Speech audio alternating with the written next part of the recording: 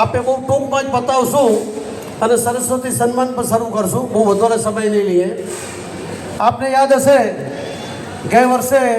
આવા સ્નેહ મિલનમાં આપે ઘાટકોપર પાટીદાર વાડીમાં ભેગા થયા હતા અને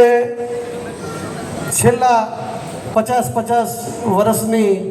શ્રી લક્ષ્મીનારાયણ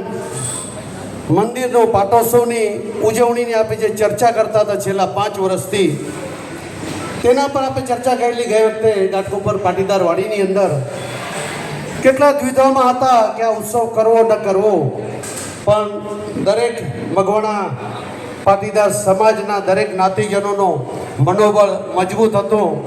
અને આપે એ મનોબળને આધારે આપે એ મિટિંગમાં ઠરાવેલું કે ગમે એ થાય આપે આ મા લક્ષ્મી